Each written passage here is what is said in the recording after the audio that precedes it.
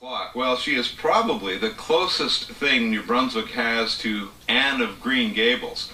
Abigail Massey sprung to life a couple of years ago as a character in Abigail at the McAdam train station. Now, Abigail is a 16-year-old girl full of life and sharing adventures with her friends at the train station in the 1940s during the war years. Now, back then, the McAdam railway station was a hub of activity, busy as troops passed through on their way overseas.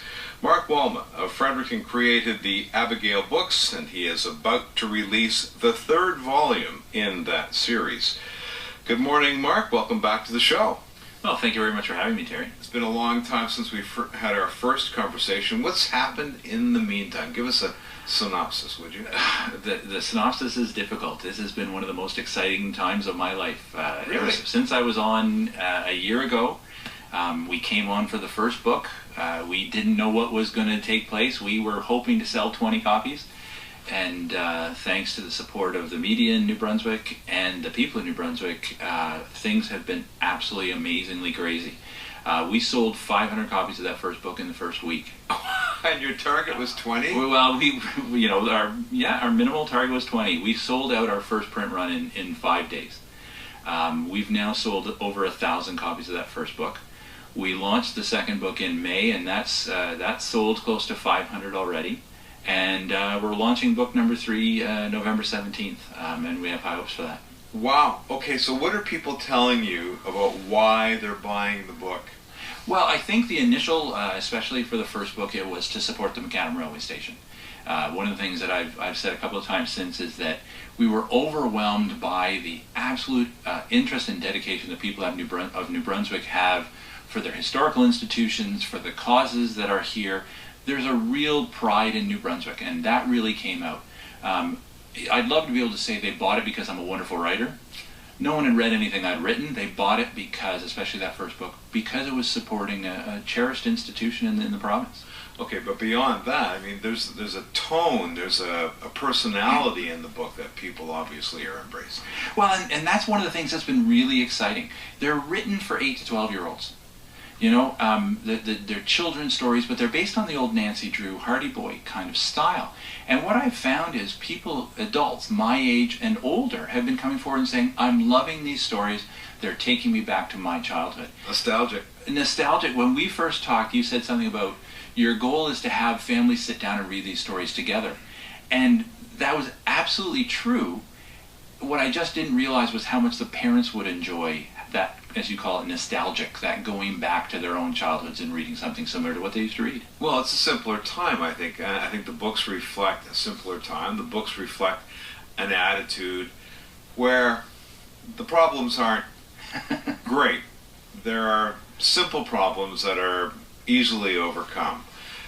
And that leads me to this question. How much of your worldview are you putting into these books? The way I've approached these books is that I'm recapturing my own childhood. You know, I read the Hardy Boy, the Nancy Drew. I'm a big fan of child and youth fiction, Harry Potter, Twilight.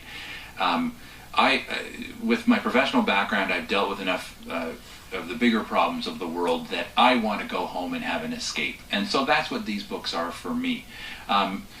They're set in 1941. I do have a real interest in history, so some of my interest in history is coming out, but it's more about keeping things simple and giving people an escape, I think. Mm-hmm. That's the goal. And tell me about the third volume. Well, it's interesting that we talk about, that you segue into the third volume on that conversation, because the third volume is a little more deep. The first volume was quite simple. The stories were kind of happy and, oh my goodness, are we going to get the job kind of thing. This third volume, we look a little more at war. In the third story, one of the main characters, Jenny, her brother, enlists. And the story deals with the fallout for Jenny on thinking of her brother going into harm's way in Europe. The fourth story actually has the Prime Minister of Canada arriving at the station with the Premier of New Brunswick to talk about conscription and those kind of issues. Did that actually happen? They, at some point in history, those characters have been to the station. Did they come together for this? No, they didn't. I mean, take some license there. Poetic license for sure. Okay. At some point, are you going to say, how many more of these can we do? At some point, have we already had that conversation? Yes, we have. I've been getting a lot of really positive, we hope you do one more a year type thing. Certainly I think there's support from the station and the Restoration Commission for us to continue this, because it's been, and I'm not trying to toot my own horn, but one of the things that's really nice about these books is that they're a brochure for the station. But they're a brochure that people will keep because it's also a nice storybook. So when someone buys one of these books and keeps it on their bookshelf, every year, every 6 months, they'll look at it and say, have we been to the station? Let's go. Right. And so, yeah, I've been encouraged to do more. My sister, who does the illustrations and the design, she works so hard on these illustrations that she said to me, Mark, I'm exhausted. Can we find some other way if you do more? And so we're talking about that. The other thing is, I've had some wonderful writers in New Brunswick come and say, would you think about a writing collective? Getting a group together to talk about and brainstorm ideas for stories, and then we'll all write the stories. You know, if you remember the Nancy Drew Hardy Boy books, right. They weren't all written by the same author. I didn't know that. Yeah, they had a series of authors doing them under the pen names of Carolyn Keene and right. Franklin W. Dixon. Yeah. So that idea has come up, and there are some people that I work with who are wonderful writers, and we've talked about maybe we'll sit down one day, bandy about some story ideas, and then we'll all take one away, and we'll produce a book a year. Are you receptive to that, though? Would that change the personality of the book? I love the idea. One of the greatest joys that I've had in this year has been watching how other people have taken my characters and interpreted them. Now, the first step was my sister doing the drawing. Seeing her graphic description or presentation of Abigail and some of the other characters. And then I had the absolute joy to see a young woman named Andrea Tompkins, a young woman from McAdam, be brought in to portray Abigail as a live-action character at various station events. She read from the stories of the second launch, and I'm hoping she'll do so again at the third launch. What an exciting moment for me as a writer. I'll bet. And now we've got people the students down at the Atlantica Center for the Arts down in St. John who are working on a radio play podcast. I haven't heard any results from it yet. They started about 3 weeks ago. But I'm so excited to hear what these talented young people do with my stories and bringing them to life. So the idea of having other authors take it on, I think is so exciting. Tell me the Lynn St. Pierre story. Well, as a result of our first conversation, we had Lynn Pharmacoulis come and talk to us and say, can I help you in some way? I mean, this is what New Brunswick is all about. People just come out of the work, can I help you in some way? Right. And she's been working tirelessly. She helped us work on a television project for the second launch. And then she put us into contact with the Atlantica Center for the Arts. And she's been shepherding these projects through. It's been an amazing find. It's been a wonderful relationship to develop. The work she's done has been incredible. And, other than feeling good about herself, I'm not sure what she's getting out of it. She's having to put up with a very difficult artist like me. She's dealing with the bureaucracy of these different institutions, and yet she's there and working hard. It's been an amazing development in my life to meet someone who's that dedicated. She's a retired school principal. Right. She has the whole education idea behind her, and it's been just great for the books and for me to develop that relationship. Have you noticed an increase in tourist traffic in McAdam, people visiting the station as a result of the books? I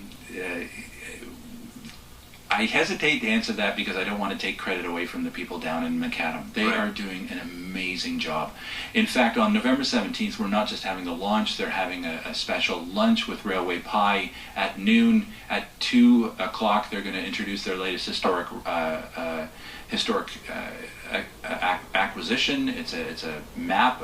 I don't know that much about it, but I'm interested to find out. It's the first transmission using the Canadian Weatherfax system. They've added that to their collection. So they're doing amazing work. But have we seen an increase over the last year? The only statistic I can give you is that they've sold 50% more Railway Pie this summer than they did last summer. That's a pretty solid indicator. The Railway Pie sells itself, let me tell you. Wow. Okay, so you're just all happy with how it's going, and I guess you're waiting for Christmas to come and see the sales spike. Well, and that's the idea of the timing for this launch of this third book. When you think for $10 people can buy something that's original, that's New Brunswick, that's going to a good cause, and it's a great gift for young and old alike, yeah, we're aiming for that. I was thinking to myself, Mark, you have to come up with some conflict to make this an interesting news story. But it's been a fantastic story the whole year through. Second World War is pretty... Okay, so pretty big conflict. There's our conflict, exactly. Yeah. Yeah, and there's more, as I said, there's more conflict. There's even a man with a gun in this book. We're introducing some pretty tough stuff. Yeah, well, you know what? That's probably going to go over well. I mean, a little bit of drama does not hurt. That was the goal here. I think the stories in the third book are a little more along from the standpoint of complexity, from the standpoint of intellectual challenge. They also look into some moral questions, but I think it's an excellent way to finish our original trilogy. Where we go from here, I've already written a Christmas novella that's going to be coming out next Christmas. It's the equivalent of about 6 of these stories. The goal there is to bring together the 3 major cultures in New Brunswick, the French culture, the English culture, and the First Nations culture, for a 1941 Christmas. I've got a draft out there to my readers. That'll be the development for next year, and then we'll look into where we go from there. All the best. Thanks for coming in. Great to see you again. My pleasure. Thank you so much. Mark Walma is the creator and writer behind the Abigail Massey at the Station stories. His sister, Lynn Walma, is the illustrator. He's releasing the 3rd book in the series at 2 o'clock this coming Sunday, November the 17th, at the McAdam Railway Station and Hotel. And here's a bonus for you. We have some signed editions of the newest book to give away in our Listener of the Week draw this Friday. And while we're talking about the station, big congratulations are in order to the village and the people of McAdam. The train station has been named one of the top 5 great places in Canada.